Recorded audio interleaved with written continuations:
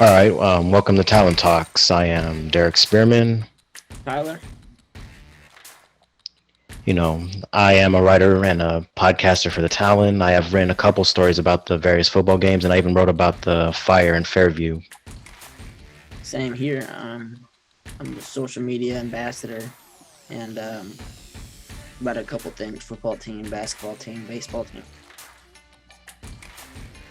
All right, in the sporting world of MSJC, the Eagles women's volleyball team currently holds a 10-7 record on the year, including being 4-0 in conference play. McKenna Conklin is the team's kills leader with 195.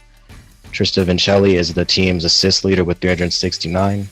It's also worth noting that they are on a 4-game winning streak, so here's the hoping to keep that momentum going. Their next game will be at home against Desert on Wednesday, October 12th, and at Cooper Mount on Friday, October 14th. Eagles women's soccer is currently 7-4-1 on the season. Their next game will be on Friday, October 14th at Desert. Chloe Baeza and Kareem Mendoza are the team scoring leaders with 7. Kareem Mendoza and Aaliyah Sims are the team's assist leaders with 7.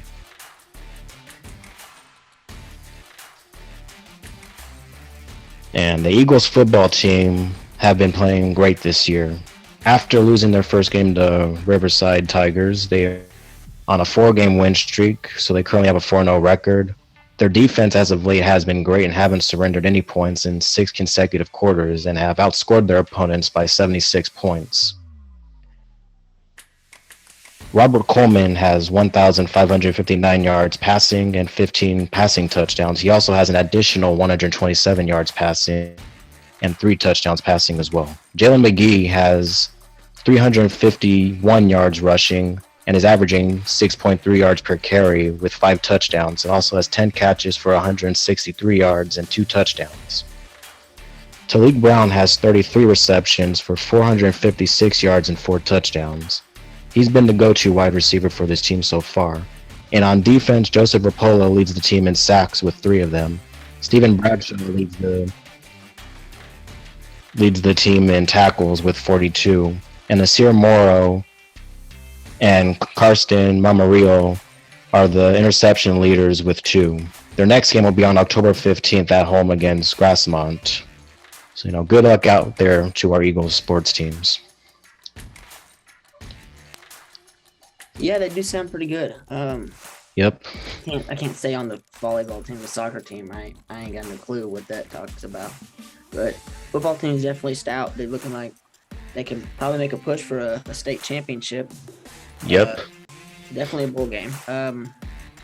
They currently have a bye this weekend, and they'll be back out there next week. And here's hoping to keep their momentum going. Oh yeah. Talked with the coach first time in the last couple weeks. He said they're wanting to go all the way this year. No doubt in that.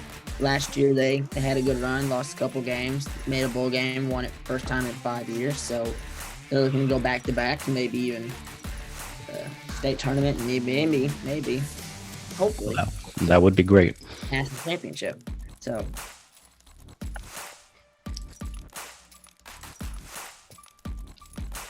they are looking excellent out there. Yep, and the defense has been playing great. As I said, they haven't given up any points in 6 consecutive quarters. They had the second half shutout 2 weeks ago, and then they had a complete shutout last week. So no, here's the hoping that defense continues playing great. Oh yeah, defense has been great. Secondary, definitely. I've heard some things about them. Yeah. Talked to Coach beginning of the year. They said defense is a little young, but we know that they can come out and perform. And definitely doesn't look like a bunch of youngsters out there. They look like they're 6-year seniors out there. For sure. So, but they look stout. They look great. Yeah, and it's always great to have a great football team. Oh yeah. It's great. And just all in all, just great athletics because everyone's performing well thus far. Great to the athletic department. Bring some attention to the school that doesn't really get much attention around Southern California. So. Exactly.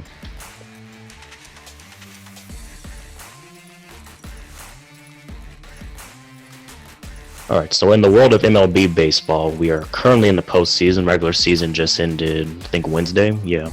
Tuesday, actually. No, yeah, Oh, when was it? Wednesday. It was Wednesday. yeah, it just ended. But nonetheless, it just ended this week. And well, at the time of recording this, the Padres are up 7-1 against the Mets and look to take Game 1, unless something crazy happens. Yeah, I was surprised about that. That really surprised me. Yeah, like this. Only according to a lot of stats that I hear, like this is like the first time Scherzer has given up 6 earned runs or 7 earned runs, I think now. In a single postseason game, so this is definitely not like Scherzer to play like this. So I don't know what happened tonight. I don't know either. But let's look into the earlier games. First game of the day, Tampa Bay, Cleveland. Cleveland hits a 2-run home run in the top of the ninth to claw away one against Tampa Bay in that stellar bullpen. Yep, I mean Tampa Bay, they're playing great all game, but one mistake against Jose Ramirez and one swing, and all of a sudden they're behind and they couldn't recover. Does he have a contract with the Indians after this year? Or not the Indians? Well, no, they're not the Guardians, but yeah, they agreed to a 6-year extension before the season began. That's good. He's a great player. I think he's top third baseman in the league. Yeah, he's definitely somebody. He's definitely somebody you don't necessarily want to pitch to. He's somebody you want to pitch around because you throw a pitch in the zone, he's gonna find a way to hit it. He always does. He's one of the best hitters in baseball. Yeah. And he doesn't strike out often. Next game, we got Phillies and Cardinals. Well, that game was interesting. Everything just broke loose in the 9th inning. Nothing happened. Great pitching battles through 6, and then Cardinals went up by 2. Thinking coming up top of 9th, they thought, we can come in and win this game. Doesn't look like it. 6-run 9th for the Phillies to give the Phillies a 1-0 lead in the series. Yep, like Ryan Hesley. Apparently he's injured from what I've heard, and that could contribute to why he kind of fell apart in the 9th inning. But nevertheless, he did not look good. Yeah, like he struggled, and surrendering 6 runs in the 9th inning went up 2-1. Went up 2-0 actually. They were up 2-0, and then Philly scored 6 consecutive runs. And it was too much for the Cardinals to overcome. And man, I don't know what to expect moving forward in that series because I thought the Cardinals would honestly sweep the Phillies, but obviously that's not going to happen. It did not look good. And they are in danger of getting swept themselves. There's actually a clip going around where Cardinals fans, I think top 9, were just starting to leave. Yeah. That's not good. That's not a good sign. Yeah, like they just gave up, and I can't blame them because you're down 4 runs after previously being up 2-0. Like first it looked like the Cardinals were going to run away with it, but the entire Phillies offense from top to bottom had different plans. I mean, let's look back on Zach Wheeler. I mean, just amazing performance. Yeah. 6 1/3. He only had 2 hits, a walk, and 4 strikeouts. I mean, even though he had 96, I probably would have let him go. Yeah, and I mean, both starters did well. Like Jose Quintana also did well with 5 1/3, 2 hits, 3 Ks, 1 walk. Yeah. So, both pitchers shoved, but it's kind of we went to the bullpen. We started seeing points scored or runs scored. Managerial mistakes. Yeah. But and I know a thing or two about that, being a Dodgers fan and watching Dave Roberts manage our team. Yeah, at least you go to the playoffs. So. This Angels fan over here ain't got nothing to cheer about. You have 2 generational talents, but that's about it. Let's look to the next game, Seattle and Toronto. That just ended about, an hour and a half ago? Yeah, that game ended not too long ago. I mean, Luis Castillo has been the biggest acquisition, I think, so far at the deadline. He's a big reason why the Mariners made it to the playoffs, and he's the reason why they pretty much won today. He didn't surrender any runs, only gave up 6 hits and struck out 5. Seven and a third, 6 hits, 5 strikeouts. Yep. I mean, that's incredible. I mean, and that defense of the Mariners too is amazing. Yeah. I mean, you gotta give credit to them where credit to due. So. You know, Cal Relay hit a big homer. Everyone calls him the Big Dumper, which is an interesting nickname. Yeah. I guess I'll take it. You know, he's the reason why they're in the playoffs now, because he was the one that hit that RBI, who got that RBI home. Well, actually, no, it wasn't an RBI homer. I think it was just a walk-off homer that he hit, which officially sealed the deal and made sure the Mariners are going to go to playoffs for the first time since 2001, which is crazy because I was literally just like maybe a couple months old the last time they made the playoffs until today. It's crazy. The one thing that I'm concerned about is Toronto. I mean, you make it to the playoffs, you win 92 games, you're amazing at home, Mariners amazing away, but you can't hit the ball. I mean, you got 7 hits, but 7 hits from the people that you probably don't want 7 hits from. Yeah, exactly. I mean, Vladdy went 0 for 4. Hernandez went 0 for 4. I mean, it's just those people that you want those big hits from are not coming. I mean, Kurt went 1 for 4. Bochette went 1 for 4. The only player that you really came through today was George Springer. Yeah. I mean, he was the only one putting the bat to the ball.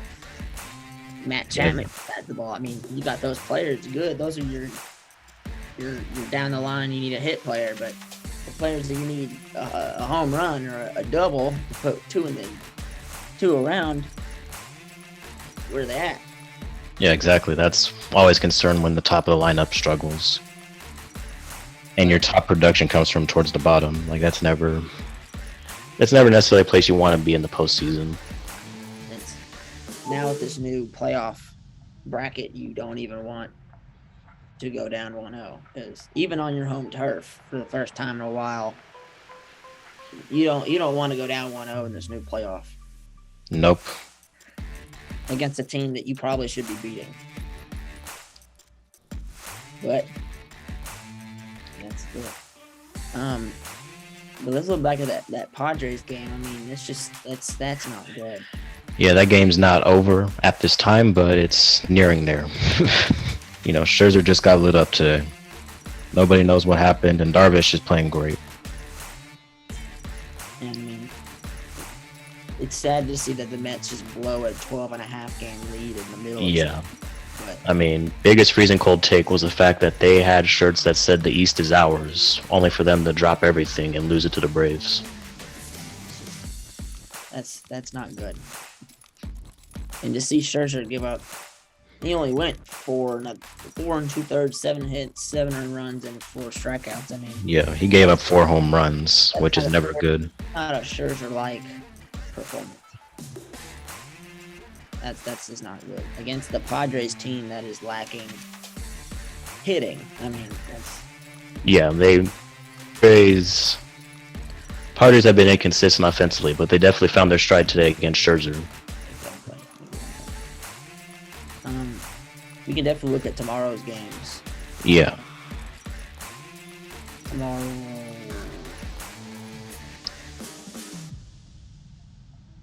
All right, so the confirmed starters for the Mariners and Blue Jays games will be Robbie Ray versus Kevin Gossman. Those are the confirmed starting pitchers. For that Mariners game. Robbie Ray needs to show up. Yeah. That's just there. That's simple. Robbie Ray needs to show up and perform. He showed flashes this year, but he's never maintained consistency. I think he finished with a 3.90 ERA, if I'm not mistaken.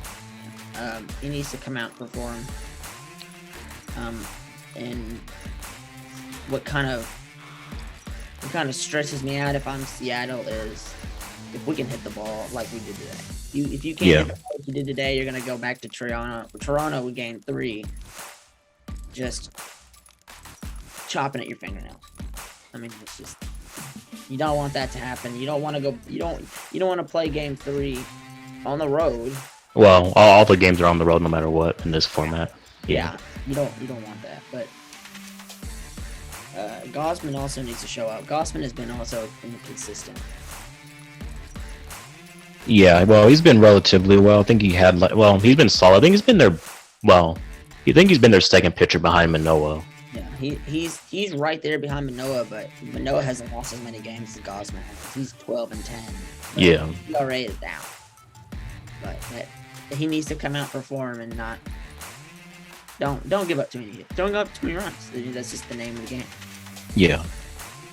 You just gotta stay focused. Put the ball in the zone.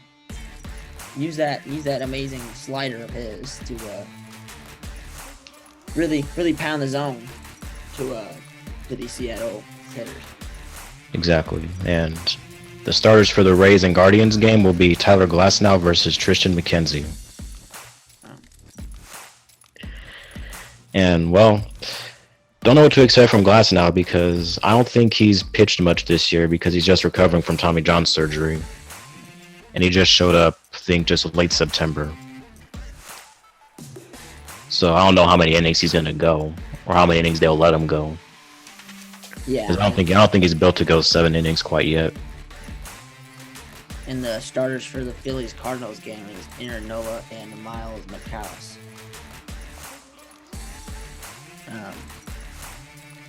My prediction that's gonna be a tough game. Yeah, that's gonna be another pitcher's duel. I mean, that's another pitcher's duel. I mean, 2 all-star pitchers going at it again. And it's been confirmed that Ron Hensley's a day-to-day. All right. So if he feels like he can bring it tomorrow, he'll pitch tomorrow. But he just something happened today. I don't know. Something happened, and something happened today where he just gave up a lot of runs and got taken out that 9th inning. You can't. It's something that you can't do when you're in these playoffs, and even especially in this new playoff bracket where who wins and you're gone. You can't just blow the game like that. Yeah. That's unacceptable. Even with this stacked Cardinals bullpen, I mean, and these Cardinals hitters. I mean, the hitters came in today. It's just you give up 6 runs in the 9th. Yeah, inning. you give up 6 runs in the 9th inning. I mean, there's nothing the hitters can really do. They're already down by 4 at that point. You bring it 8 innings, and then you can't bring it 8 innings to blow it in a half inning, and then think you can come back and win that game. I mean, it's just not believable. Yeah, exactly. But let's give our predictions for those matchups tomorrow. I honestly think the Blue Jays will actually take it against the Mariners this time, and they'll actually force a game 3. Yeah, I think I go Blue Jays on that one. I think the hitters come out and perform like they should have.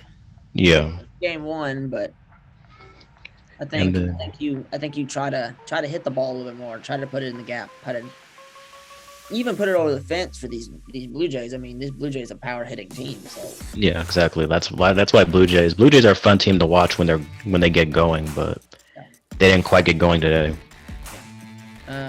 Rays Guardians. I think Guardians come back. Yeah, Guardians are just gonna sweep the Rays, unfortunately. Guardians. I just don't know.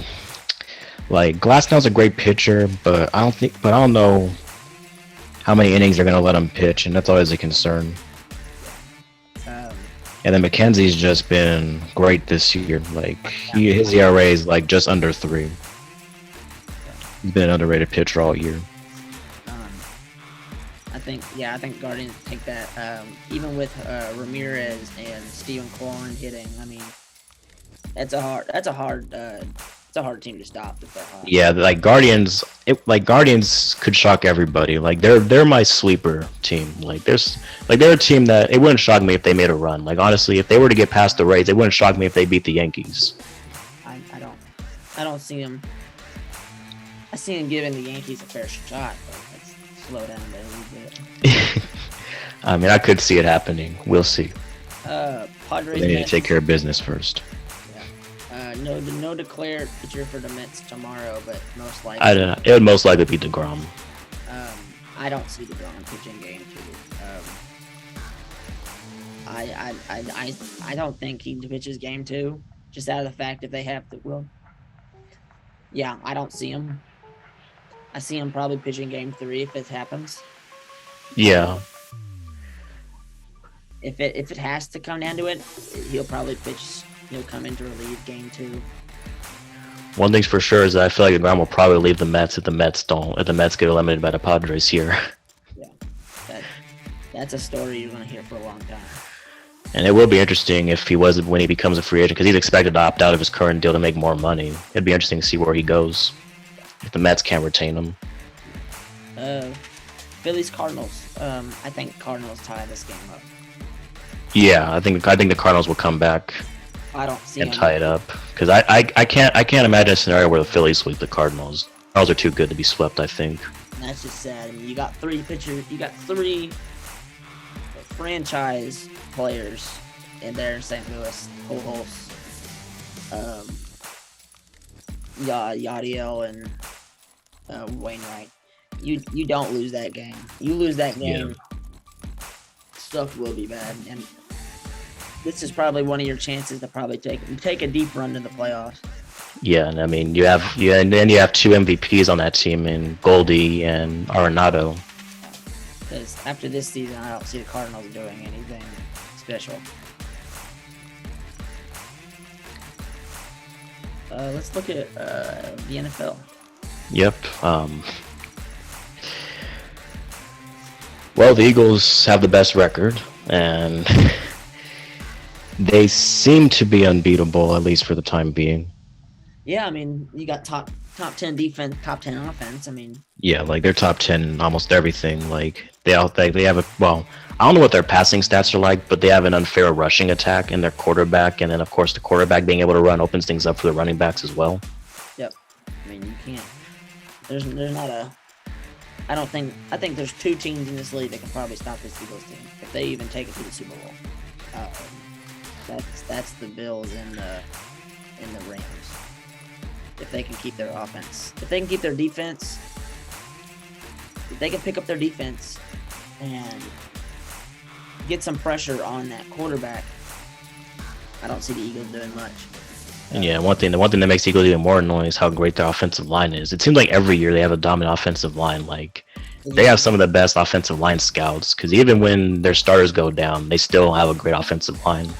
Yeah. Let's look at games for this week. We definitely had yesterday's sleeper. Yeah, that game was definitely a sleeper. Like I don't mind defensive battles, but this game wasn't as much defensive battles as it was just offenses just not doing anything. This is a terrible game. I mean, And the game was so bad that when they were going to overtime, the fans just left. Like I have never seen that ever. Like fans just leaving when the game is tied.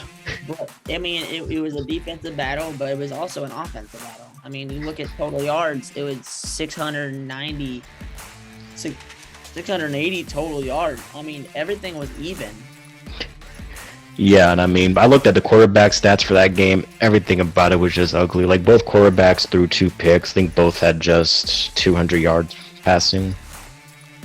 And they both threw it 40 times. I mean, that's I mean, So far that Russ trade hasn't been living up to the hype. Let Russ cook, buddy. Okay. But I mean, everything was just even. Time of possession, first downs, turnovers, yards. I mean, everything was even. But the red zone attack for these 2 teams are just terrible. Yeah, and on that final play, KJ Hamler was wide open. He could have walked it in the end zone. There was nobody on him, but Russ missed him. I saw a stat yesterday. Before that red zone attack, they were 3 for 10 on the season. Yeah, like that's one of the worst. I mean, you got 2 excellent wide receivers. You have one that's kind of barely doing something. I mean, that's not good. You got a quarterback that's been paid $250 million. Yep, like $250 million for Russ, and he hasn't quite delivered yet. And Allen's old team with Geno Smith. Even though they Yeah, have a worse record, like Geno Smith has better numbers than Geno. Arn. That's crazy. I mean, I saw something yesterday. Even his first 5 games with last year, he had 10 touchdowns and 2 interceptions. I mean, something's happened. I don't know if it's all these brand deals he's thinking he's doing good with. I don't know. I mean, something needs to change. Something needs to cross his mind, or he's gonna take that faith to the couch, because he ain't. Yeah, Broncos country. Let's ride. Nothing. Yeah, let's look at Sunday morning's games. Let me look. All right. We have the 6:30 game. Oh yeah, London Giants and Packers. Packers. That's gonna be a bloodbath. I Yeah, like the Giants are injured. Like they're not their quarterback is even hurt, and Tyrod, even their backup quarterback has a head injury. So Daniel Jones kind of has to play with an ankle injury. I mean, I mean, it's Aaron Rodgers. And then they also have to play the Packers. So it's like Aaron Rodgers can put 300 yards on you and 3 touchdowns. You ain't winning that game. I mean, it's just not it.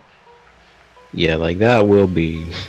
I mean, That should be an easy win for the Packers. You give him the ball for more than 30 minutes, he's gonna torch it. Yeah, it's like what Stephen A. Smith said. He's a bad man. Yeah. Let's see. The first of many 10 o'clock games. Pittsburgh and Buffalo. Buffalo isn't. I think Pickett's making his first career start, so that will be interesting to see the rookie go out there. But unfortunately, it's against the Bills. Yeah, I don't see in Buffalo. I don't see they're going past them. they're playing in Bills Mafia, and I just can't see the Steelers winning. Yeah, I don't see Pittsburgh going into Buffalo Sunday morning and doing anything. I think they come out and just blow it up. I think that's something wrong inside that organization. I don't know if it's Canada. I don't know if it's whatever. Something's wrong in that organization. I mean, I'd imagine this is Canada's last year as the offensive coordinator, because I don't see it Tomlin's fault. I think Tomlin knows how to recruit players to come to Pittsburgh. Yeah, like Tomlin's not the problem. He knows They need new offensive. They need a new new offensive staff altogether. Let's go with your team. The second 10 o'clock game, Chargers Cleveland. Actually, Well, that will be an interesting game because, again, the Chargers, they haven't shown enough consistency for me to just say that, this is a favorable matchup. Because before the season started, I would have said this would be an easy win, especially without Deshaun Watson playing for Cleveland. But now I don't know, because we got blown out at home against the Jaguars. And it's not like Jaguars are a bad team this year, but we got blown out at home. yeah, that's a game. And we nearly choked against the Texans.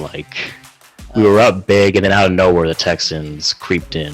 There's just no offensive drive in that team, and the defense can't just stop anything. And yeah, I mean, Joey Bosa being hurt hurts the team a lot, because now Khalil Mack can just get doubled up.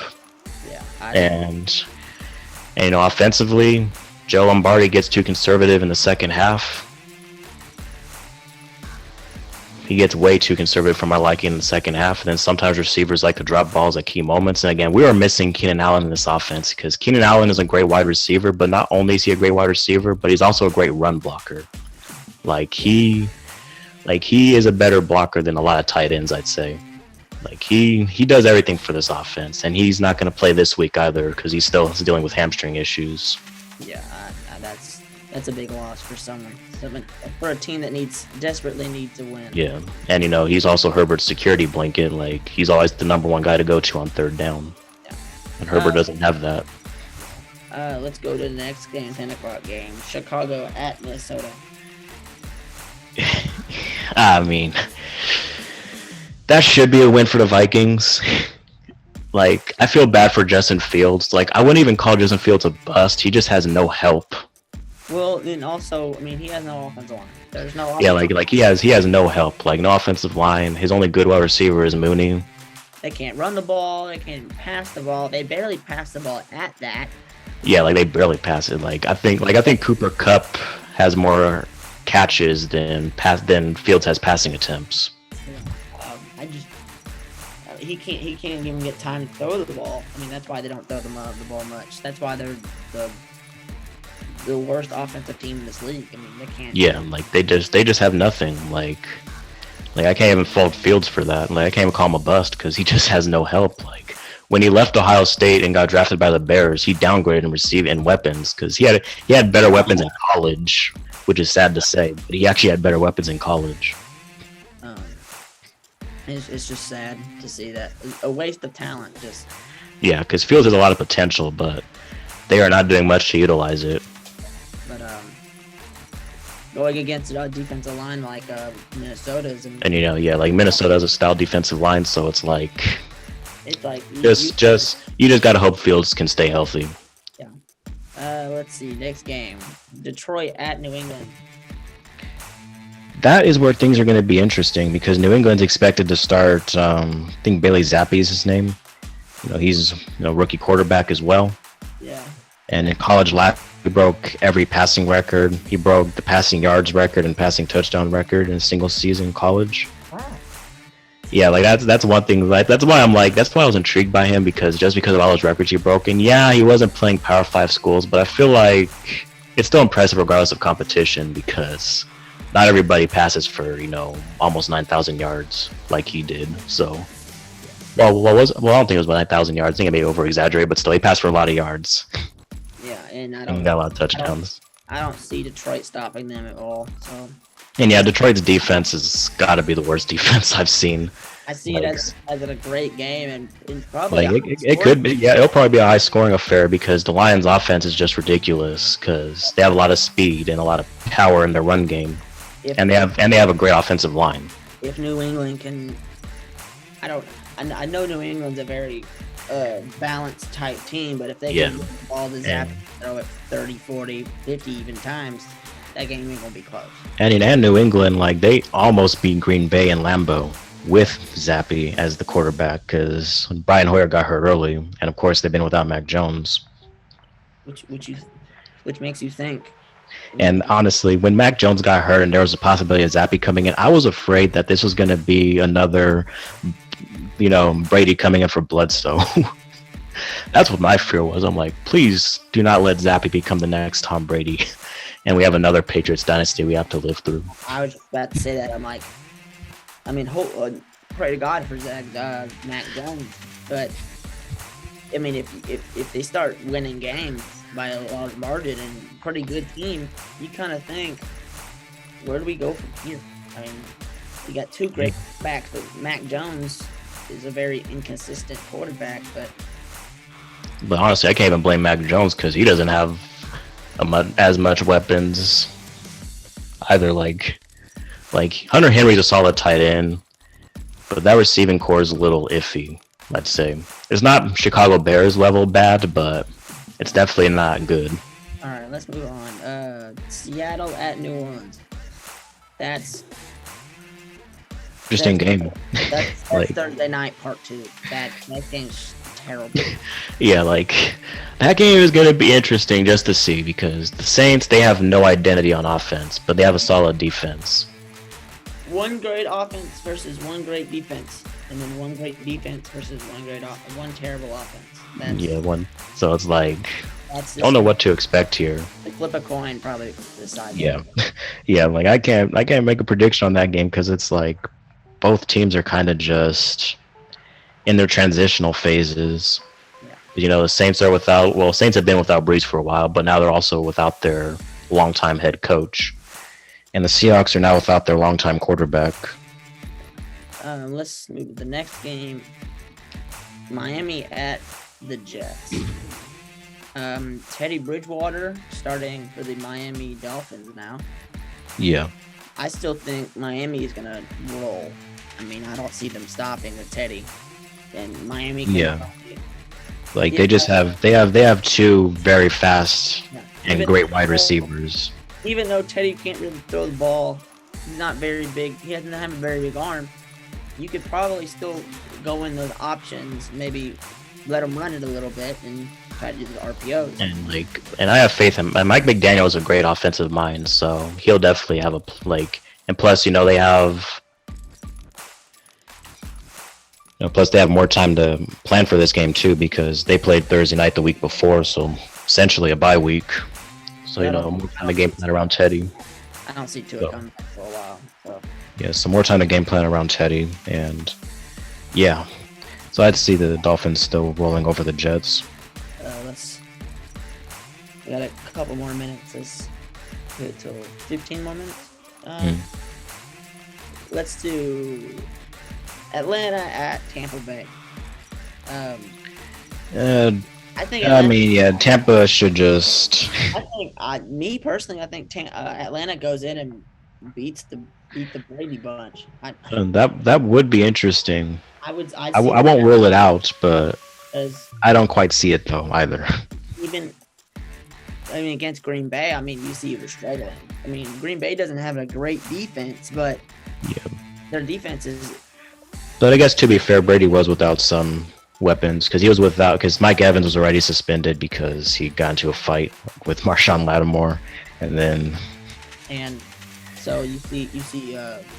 And it's just my thing is I could believe in the Falcons winning, but it's just they're without Cordell Patterson and Kyle Pitts. But I see something squeaking out of there in Tampa. Let's go next one. Tennessee at Washington. Tennessee at Washington. Well, Washington has a great defense, but Carson Wentz is inconsistent for my liking. Tennessee, they are also relatively inconsistent for my liking as well. So Malik Willis just doesn't have time. He goes back there and he's just scrambling, looking around. Or is it? I don't know. Ryan Tannehill is the quarterback now. They haven't. Willis stepped in when the Titans were losing, but that's what Ryan Tannehill is still the starter for now. I was thinking Yeah, for now Tannehill's a starter. So yeah, it'll be the battle of two just mid quarterbacks in Tannehill and Wentz. Basically. Next one, San Fran versus Carolina. That's not the 10 o'clock game. Let's go. Let's talk about that one, then we'll go back to the next one. Carolina needs to find something. Yeah, Christian McCaffrey can't carry that team. Christian McCaffrey can't carry himself. Okay. Yeah, but I'm a big McCaffrey fan. I even own a Christian McCaffrey jersey, even though I'm not a Panthers fan. I think San Fran goes in then to Charlotte and kick some butt. Yeah. Garoppolo knows what he's doing, but whoever that offense coordinator needs to figure out what he wants to do. Even though he had Trey Lance and he could have ran the ball, you could throw the ball, you can't do that anymore. You got to know when to change it up. And on Thursday night, you didn't see him change it up at all. Jeff Wilson, he had a big game against the Rams, so I'd imagine he's going to continue that against Carolina. Yeah. Let's go back up to the last 10 o'clock game, Houston and Jacksonville. I think Jacksonville steamrolls. Yeah, that's an easy win for Jacksonville. And plus Jacksonville is also mad about losing to the Eagles in a game that looked like they were running away with initially. So I'd imagine they're just going to take their anger out on this, Should have won that game. They're going to take their anger out on this Texans team, so I just feel bad for them because I'm a Davis Mills believer, but they do have that one spark in Damian Prince. Damian Pierce, yeah. Just that little spark where maybe something can come out of this season, but eventually that's gonna catch up to you and bite you. That's the one that San Fran, Carolina was 105. Let's move down to the 125. There's only two this week. It's Dallas at the Rams. That's gonna be a good game. Yeah, it's gonna be interesting, and it's gonna be Cowboys at Rams, but Cowboy fans are gonna take over SoFi Stadium. I Oh mean, yeah, people like to talk about Chargers having no fans, but it's like, look at the Rams. They don't have any fans either. Like, whenever the Raiders, Cowboys, or 49ers come to town, you just see the opposing team's colors all over SoFi. yeah, and I think that's the I think it's either going to be the fans being there, it's going to help Dallas, or it's the defense. I mean, honestly, it's probably gonna be a defensive battle because the Rams have a solid defense, and the Cowboys they have one of the best defenses. Like Micah Parsons is I think just it's going to be an offense. dominant. I don't think both defenses are going to be torched unless a sparks some underneath Dallas's butt. That's going to keep that game close. I think but it's going to be a high scoring game. Yeah, and Matthew Stafford being interceptions machine, it's gonna be a good game for Trayvon Diggs, I'd imagine. Oh, I think they're gonna. I think Trayvon Diggs is gonna be guarding Cooper Kupp, so we'll see. We'll see how that looks. They're definitely gonna target Cooper Kupp a lot since they've been doing it the past. Yeah, like Matthew Stafford is just screw it. Cooper Kupp's got to be open out there somewhere. The last 125 game, Philadelphia at Arizona. I think Arizona needs to find something out with Kyler. I mean, Yeah, like, Kyler needs to figure it out, or he's gone. well, he's not even gone. He's already locked on. Yeah, I think this is the last year they. But I'd imagine this could be Cliff Kingsbury's last year as the head coach. Yeah, unless they turn it around. But I think Philadelphia comes in here, gets the job done. Yeah, they'll handle business and they'll be 5-0 to start off the year, which is just insane to think about. Because I don't think I knew the Eagles. Like, I thought the Eagles would probably win the NFC East, but I didn't think they'd be this great in doing so. And I think I believe that's the first time the Eagles have been 5-0 in like 20 years. Yeah, like it would be interesting. Let me look that up.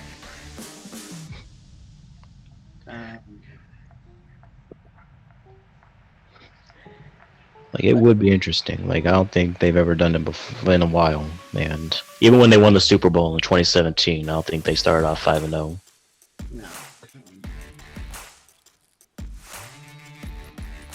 But anywho, I'm not. And then the Sunday night game.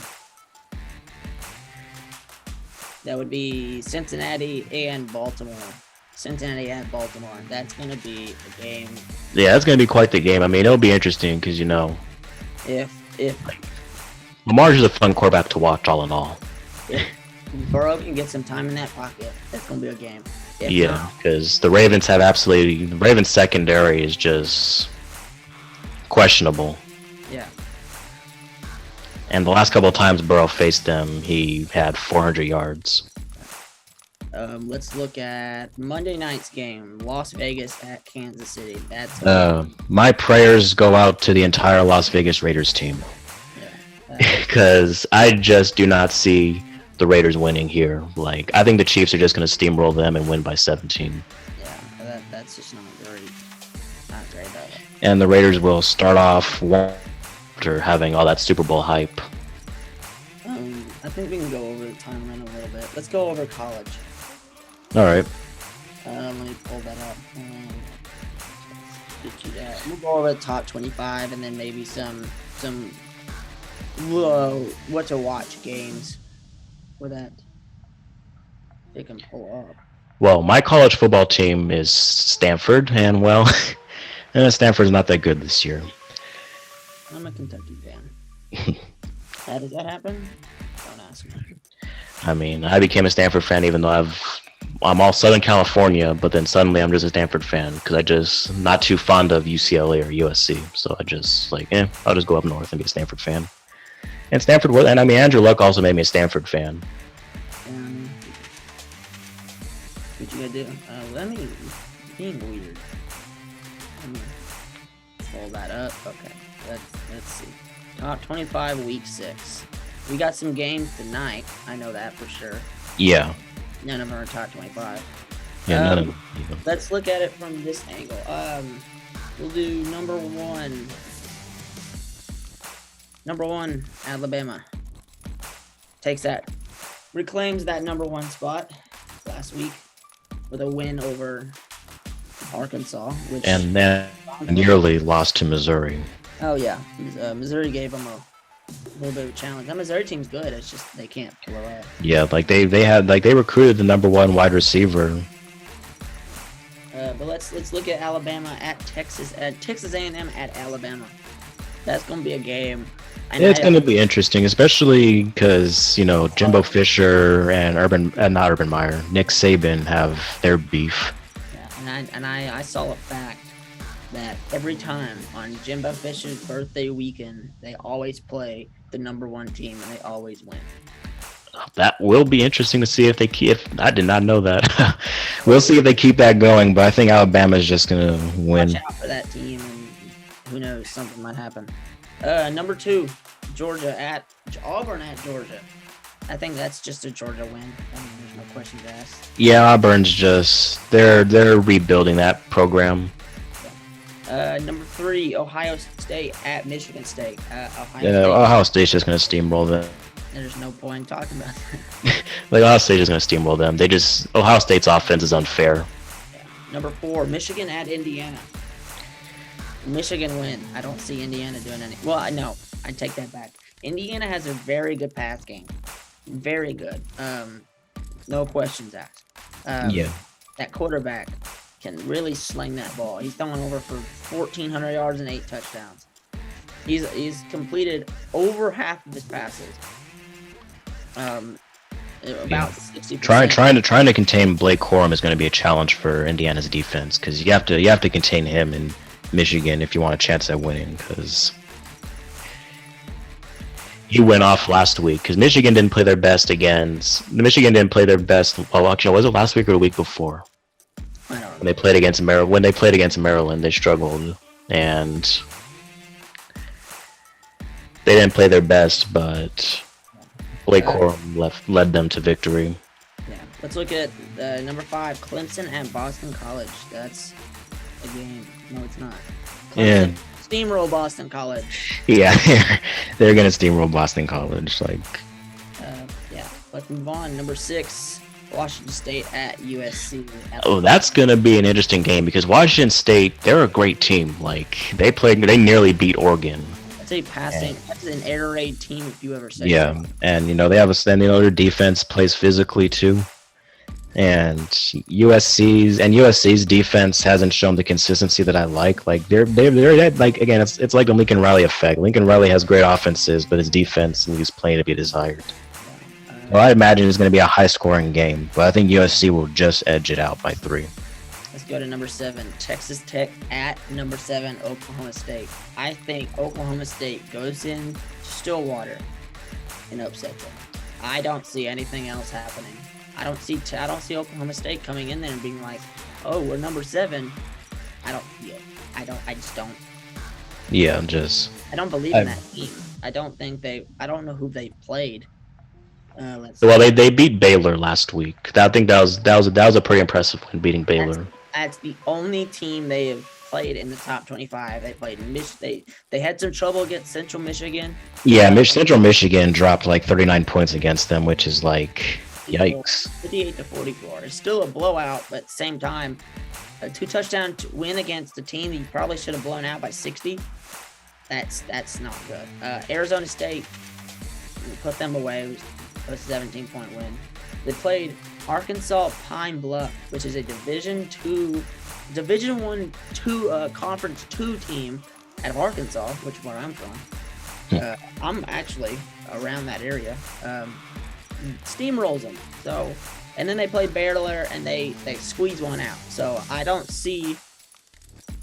Maybe they might win that since they're at home, but their next 2 games is kind of a nail biter for me. Yeah, it'll be interesting to see how Oklahoma State's going to be tested these next couple games. They played Texas Tech at home, and then they go to Fort Worth against TCU. So yeah, TCU will be a real test because TCU is always a tough program. They always play competitive football. Let's go to #8, which is number 8. Tennessee. Tennessee is having an amazing season. They're going to go down to Baton Rouge 5 LSU. LSU's coming back. I mean, even though what happened last year with Brian Kelly, he sees that he can recruit and he can bring that team Yeah, come back. But I think but Tennessee goes into there. yeah, like I don't think LSU is quite LSU's that team defense, yet. their offense is very inconsistent, and their Yeah. defense is very inconsistent.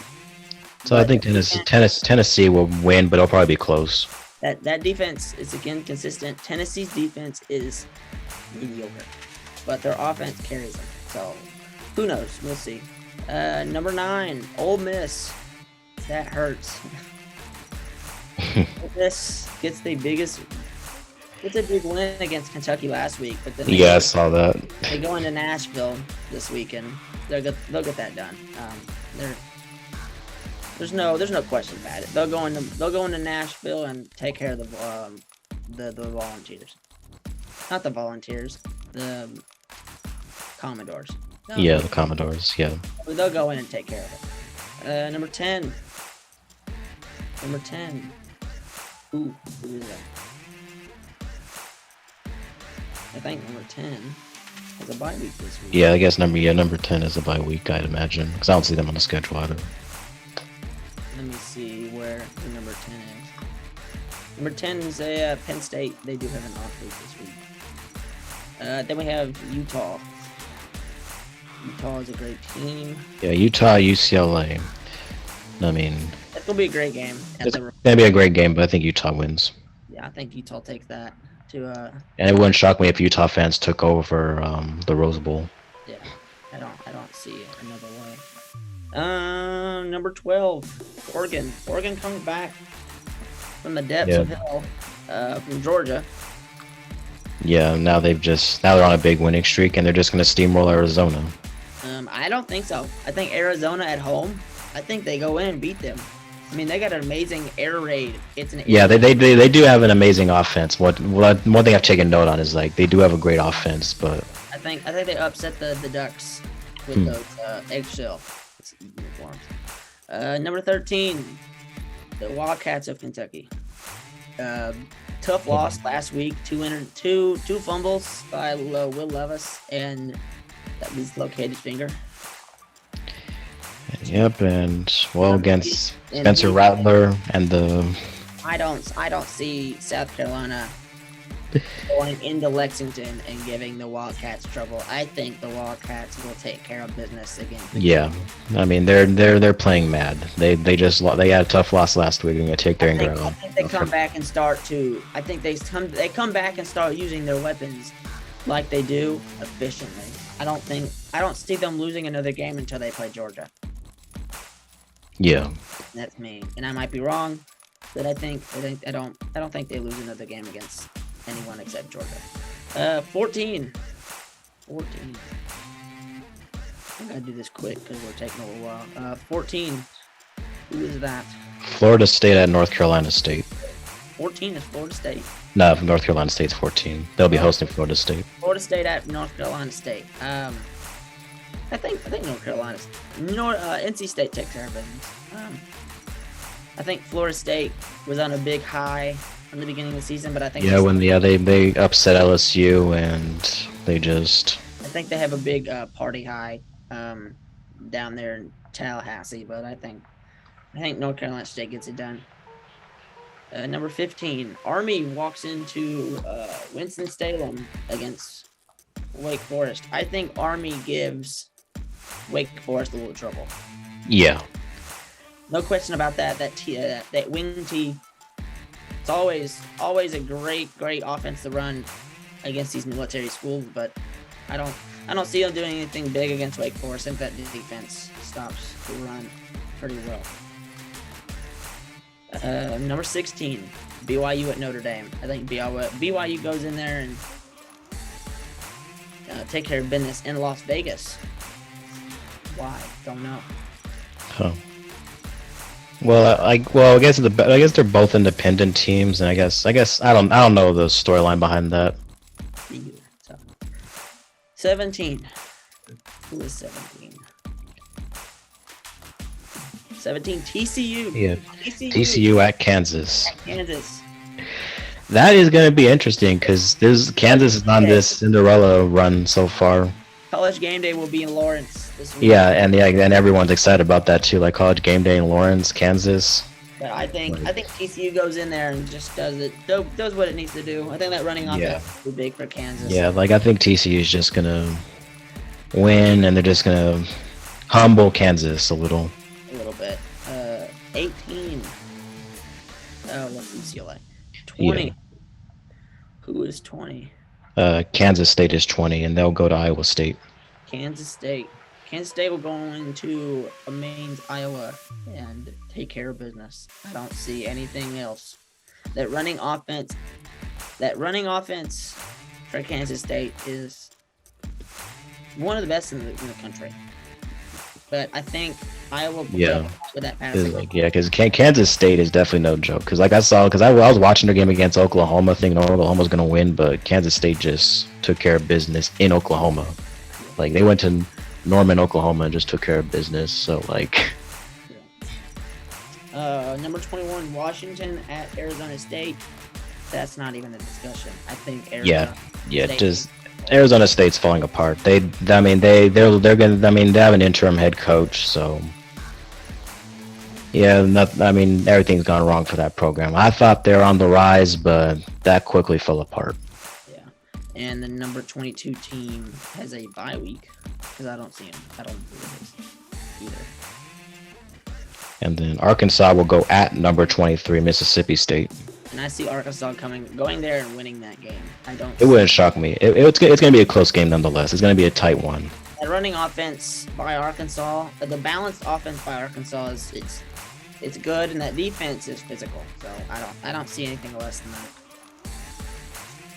And likely air raid offense in Mississippi State. And South Florida will go into Cincinnati, and Cincinnati will take that game. Yeah, Cincinnati will probably win that. Yeah, I don't see anything else happening. So,